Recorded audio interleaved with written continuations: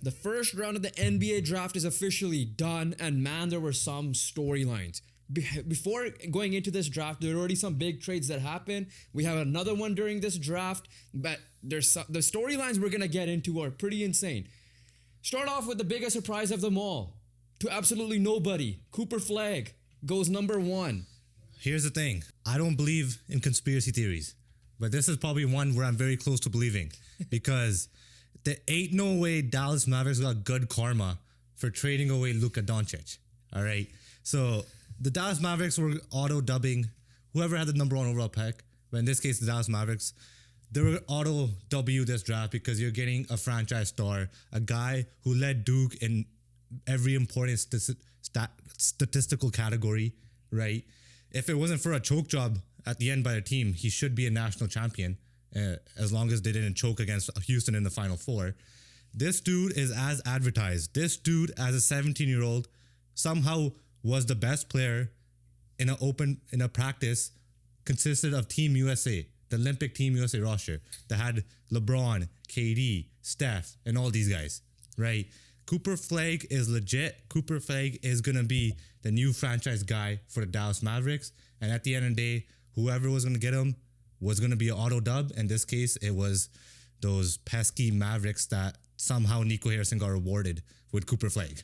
By no means we are draft experts, but we know that Cooper Flagg is advertised as the number 1 pick. No one, even if someone that is not a draft expert has no idea, but they follow basketball casually, has heard the name Cooper Flagg in the last couple of years. He had those runs with Team USA as the selection team to help prep the main USA team during their scrimmages and stuff like that during the World Cup and the Olympics. But Cooper Flagg, you touched on the Dallas side of things. I'm going to touch on Cooper Flagg. Best case scenario for Cooper Flagg was to go to the Dallas Mavericks in general. Outside of the Spurs maybe, but I'm talking about for him. The reason why I say that is he's instantly going to a team that should be a playoff hopeful, right? You should be in the play-in lock, in my opinion, but playoff hopeful. Kyrie Irving is obviously going to be out for most of the year. They'll probably address that need with a filler like Chris Paul or whoever the case may be. But the reason why he's a big winner is he gets to team up with a guy named Anthony Davis. And the reason why I say that is both of these guys were the number 1 overall picks for their respective draft class. Both of these guys were as advertised. Both of these guys were known to be number 1 picks before their even freshman year. Right? He gets to learn off of that guy what the expectations are supposed to be like. He might not be the same. He's a power forward. Anthony Davis wants to be a power forward. Cooper Flagg might be playing small forward this year because of Anthony Davis. But Anthony Davis did not have the luxury to learn off anyone when he got drafted. The New Orleans Hornets at the time, then Pelicans, were not good.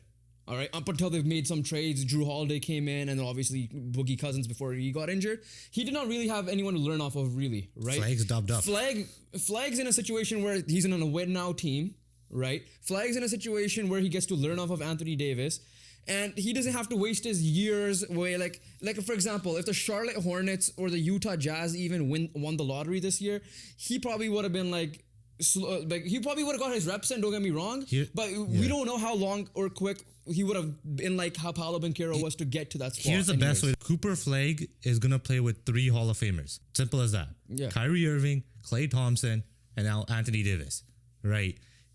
It's an absolute gem of a spot for Cooper Flagg because he's going to experience winning basketball because Nico Harrison is betting all his years. 4 Hall of Famers. Jason Kidd. Well, getting coached by them, yeah. Yeah, I'm just saying. But I said play with 3 Hall of Famers. Yeah. But, like I said, 4 Hall of Famers, essentially. But when you're looking at it, he's going to play winning basketball because Nico Harrison is betting his next 2 years and winning a championship by, trading away his next 20 years, essentially. But that's number 1. And number 2, he's learning off of legit, proven players, championship winners, right? Kyrie has a title. Klay has multiple titles. Anthony Davis has a title. He is going to, this guy, if the Dallas Mavericks F up Cooper Flagg's development, the whole scouting, development staff, whole coaching staff needs to be fired. Yeah. Right. It's just simple as that because you can't mess this guy up. You can't mess up him growing as an NBA player. You just simply can't. He already has the tools to be a really good NBA player like how Anthony Davis was when he first came into the league. Simple as that, right? We'll talk about Dallas Mavericks more as the offseason goes and see what they do, but this is obviously going to be an intriguing team. like I said, the best spot for Cooper Flagg to get into, and we're absolutely ready to follow this career, this trajectory, because he is at the level of Anthony Davis as a prospect was. Right? Yeah, at the end of the day, like he is like Wemby got his hype as number one pick. Zion got his hype. Cooper Flagg deserves his hype too, and he is gonna be that dude in my opinion. As long as he just stays focused and healthy, he will be that dude. But moving on from Cooper Flagg's story, I want to go into I guess, a disappointing story, but at the end of the day, not so as well, because he did get drafted. Because Ace Bailey did not work out for any NBA team. And he, as a non-drafted coming out of college player who has no right to pick his team, I guess everyone's going to have their hot spots, right? Everyone's going to go where they want to go. But there's a reason why the Philadelphia 76ers selected VJ Edgecombe with a third pick, because they don't want to risk on Ace Bailey, right? Utah took that risk, and obviously Utah wasn't one of Ace Bailey's spot. So I'm not saying that Ace Bailey is not going to suit up for Utah or anything, but I'm just saying I find it quite odd that, one, you're not busting your ass off trying to obviously work out with these teams and obviously get drafted, and number two, you can't control your destiny in the draft, right? The draft is the draft. You'll get picked wherever you get picked, right? You have a chance. You have a privilege to play in the NBA. Take that privilege and don't ruin it by trying to be the boss, trying to be the guy, when you have literally no right, because you have done absolutely nothing in the league. But then again, I do want to congratulate him because he did get drafted and he is a great player, but he did not go about it in the right way at all. Here's my thing, right? I agree with everything you said. Ace Bailey, before this year started, this overall college and NBA year started, was number 2 behind Cooper Flagg. And obviously his teammate took the step in Dalen Harper, who ended up becoming the number 2 guy. And Ace Bailey was easily number 3 lock. Number 3 draft pick in this case was Philadelphia 76ers. I don't know why he did not want to be a 76er. I think the reason from what I've read and saw was because he won't be the featured guy. Obviously, we know that's going to be Embiid, Maxey, and assuming they don't trade him, but Paul George, right? So we know who their 3-headed monster is. But like VJ Edgecombe, I think is in a good spot because of all the stuff I said for Cooper Flagg. The difference with Cooper Flagg is he has Hall of Famers already on his team. VJ Edgecombe has only guy that's might be a lock is Paul George. But the point is, like, he's gonna go to a win now ready mode culture as long as they're healthy. Coach. But here's the thing, real quickly about VJ Edgecombe before we transition back to Ace Bailey. Edgecombe's a great defender. Edgecombe's highly athletic, right? He has great athleticism. So he could literally be an impact player day one. And with his defense, right, that's gonna take pressure off of Maxey, and then you have a nice little combo guard with Edgecombe and Maxey in terms of one being the playmaker and obviously the scorer, and one, kind of protecting Maxey in terms of being the defender and obviously being the main perimeter defender on that team. But yeah, going back to Ace Bailey, I hate when draft picks do this, and it worked for some people. Jaden Ivey avoided the Kings. He's on the Pistons, but Jaden Ivey hasn't had the greatest start to his career. We saw in other sports like hockey or basketball, like Steve Francis rejected you guys, and he went to the Houston Rockets, I believe, at that time. If I'm not mistaking my teams there. Hockey, I think Lindros was the biggest example we've seen so far. But like at the end of the day, you're getting drafted. Some teams might get lucky. Dallas got very lucky. They got the first pick. San Antonio got lucky. They got the second pick, right? Philly got lucky and got the third pick. So at the end of the day, but for the most part, the bad team, there's a reason why the team is drafting first or second or third a lot of the times, because they're bad. Simple as that.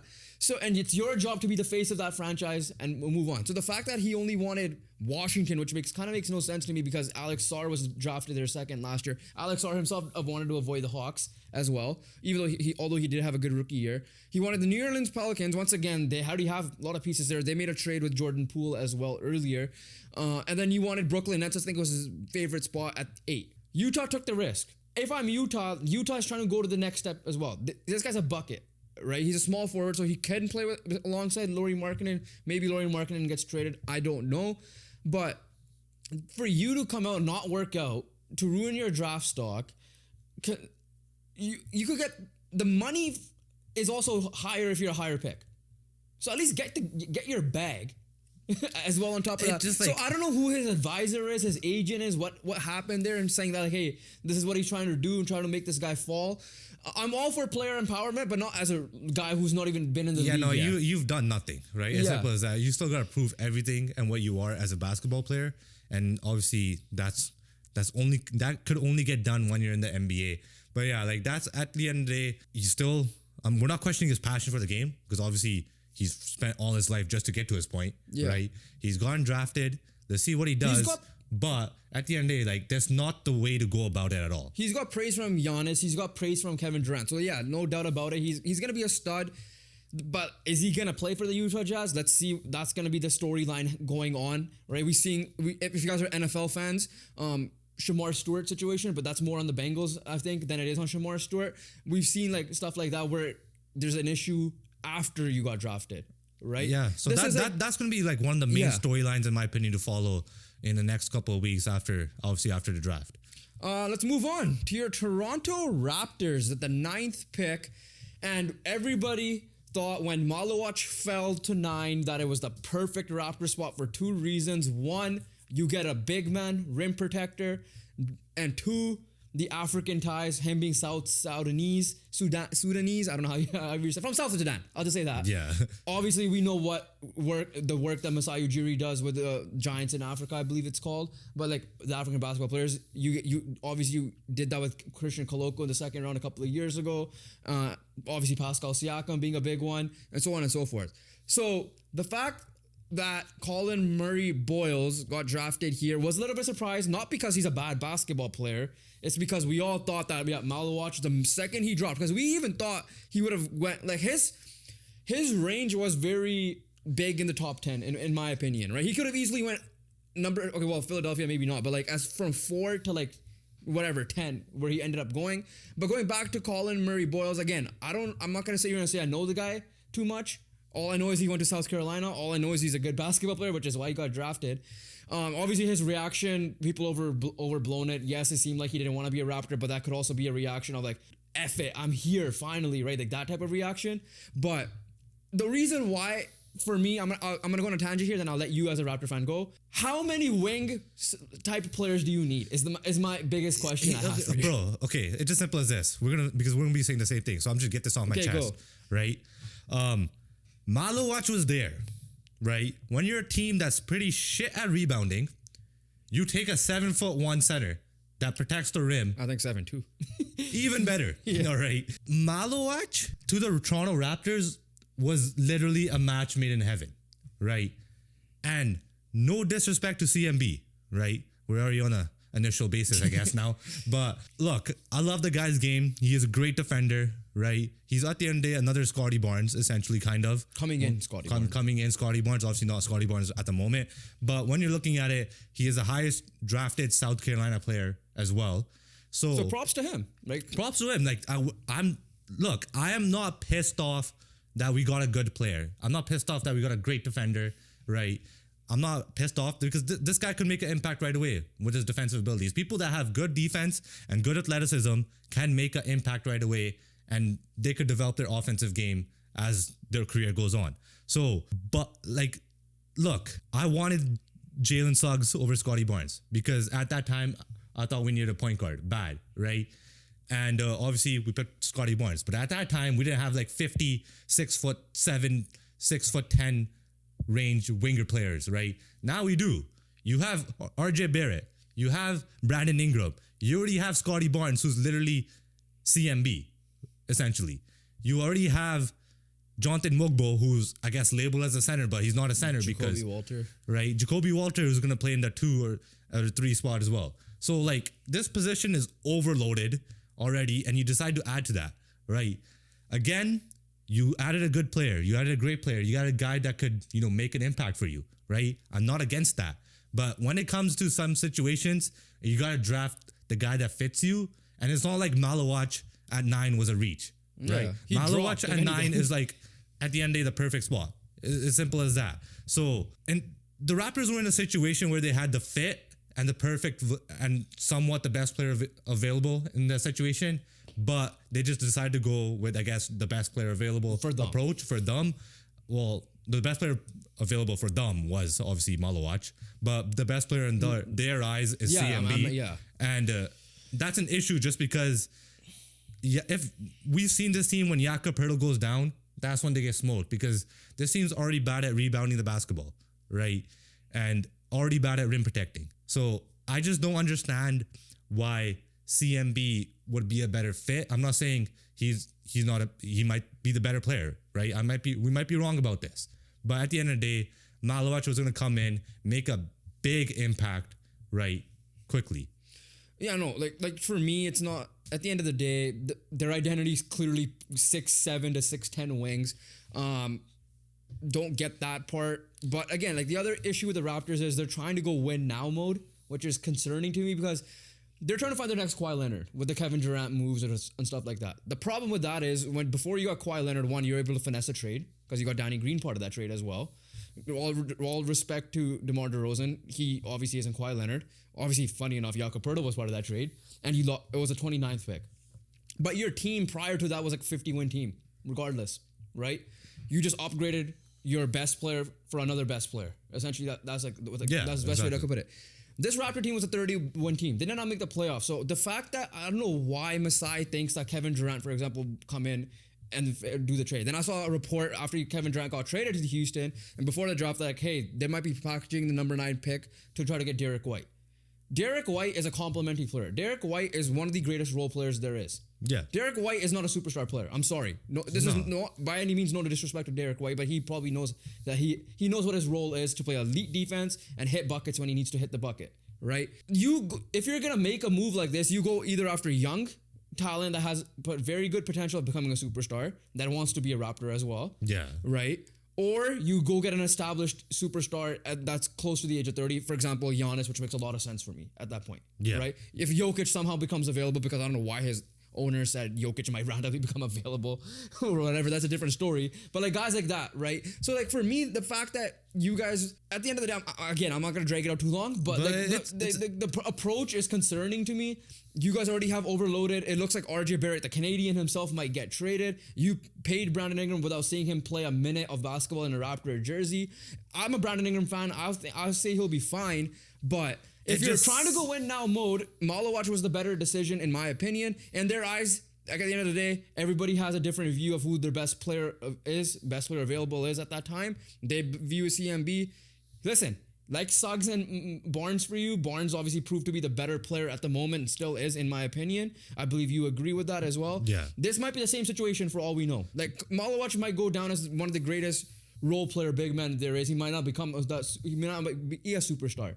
CMB might be what Scotty Barnes ended up becoming, but then again, the similar mold. It's exactly what we're all thinking as NBA, I guess, fans in general, not just Raptors fans. It's exactly what we're all thinking. Yeah, because he's there, he's a perfect fit. You just gotta take him, and you didn't. And at the end of the day, now it's just gonna be a wait and see if you hit or not. Because right now, reading about him, he has a lot of talent. Yeah. He's really good. Exactly. Yeah. No, that's not the issue. That is not the issue. It's just a fit. It's just like there was someone better that will fix your weakness, and it's simple as that. All right, speaking of Malawach, he ended up going to pick 10, as I mentioned earlier, which is the Phoenix Suns from the Houston Rockets from the Kevin Durant trade.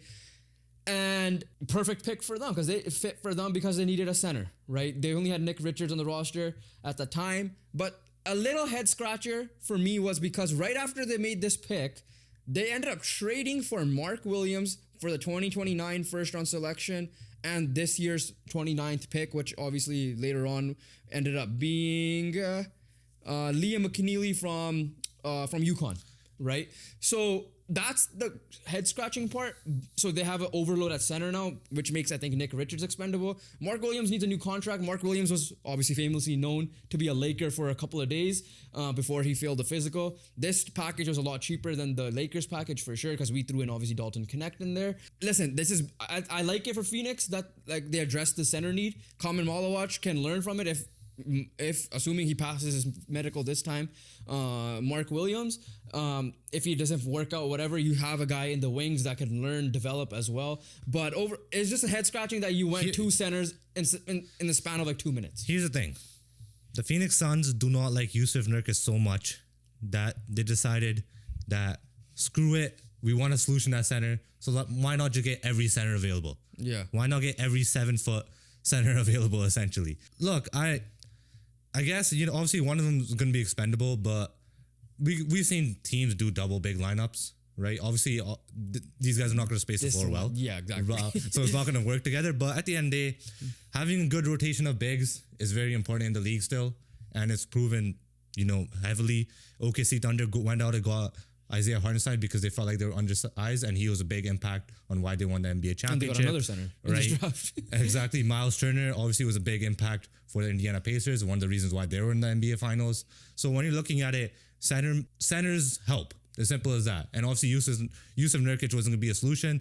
A center that's going to, two centers that are 7 foot tall, can protect the rim and could dominate the post and offensively and defensively is going to help. It's just that obviously now you're going to have to just pick and see which one you could get rid of and obviously get the most value out of. Yeah, I mean, at the end of the day, this is where I'm fine with going best player available because at that time, I think Malawach was the best player available. So overall, listen, the Suns are fine.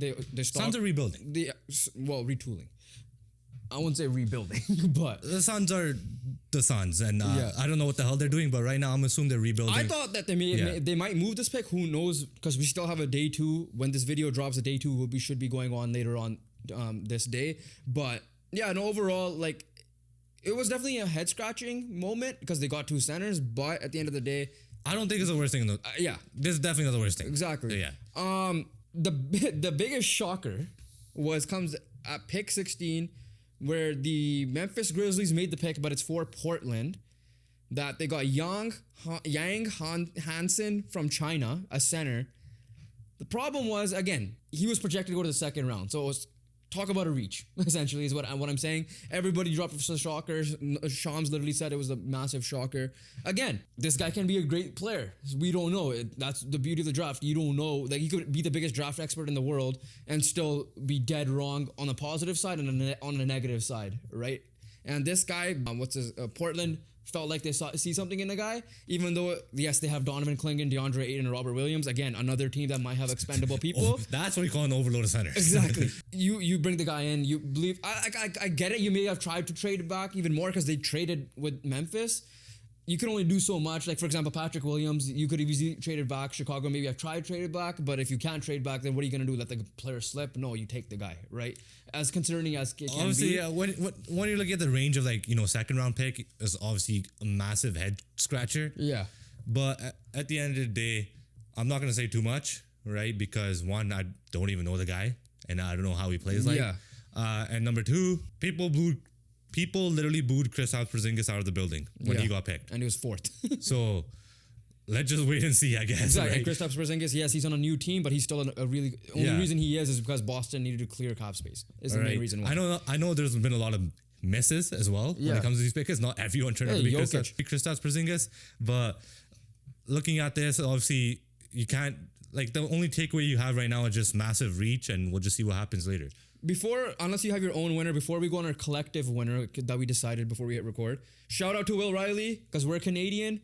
A Canadian was drafted from Illinois, University of Illinois.